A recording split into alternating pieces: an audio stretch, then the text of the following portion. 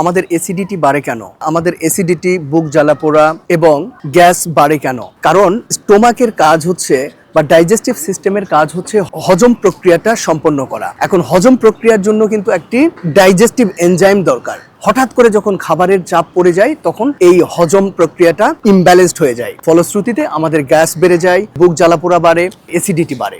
এখন এটা থেকে তাহলে উত্তরণের উপায় কি? এটা থেকে উত্তরণের উপায় হচ্ছে যে আমাদের পরিমিত খাবার খেতে হবে, ফাইব্রাস ফুড খেতে হবে, আঁশযুক্ত খাবার খেতে হবে এবং ভাজা পোড়া এড়িয়ে চলতে হবে। আমাদের বেশি স্পাইসি বা বেশি তৈলাক্ত খাবার বা বেশি মশলাযুক্ত খাবারকে এড়িয়ে চলতে হবে। এই জন্যই আমাদের গাট হেলথকে অনেক বেশি যত্ন করতে হবে। সেই যত্ন যদি আমরা প্রপারলি করতে পারি তাহলে আমাদের অ্যাসিডিটি, শরীরের ডাইজেশনটা স্মুথ হবে। ডাইজেশন স্মুথ হলে আমাদের গ্যাস, অ্যাসিড এগুলো দূর হবে।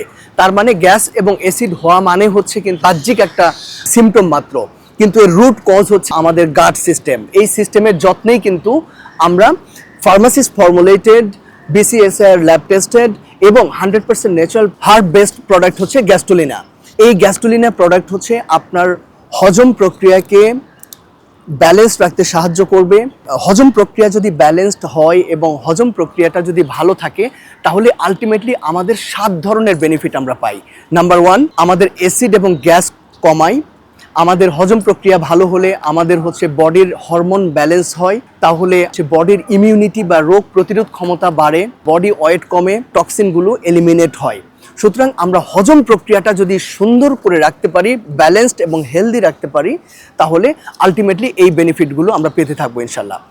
সো আজকে থেকে আমরা পেটের যত্নে এবং পার্টিকুলারলি ডাইজেস্টিভ সিস্টেমের যত্নে, পার্টিকুলারলি গাট সিস্টেমের যত্নে এই গ্যাস্ট্রোলিনা দিয়ে আজকে আপনার যত্ন শুরু করতে পারেন।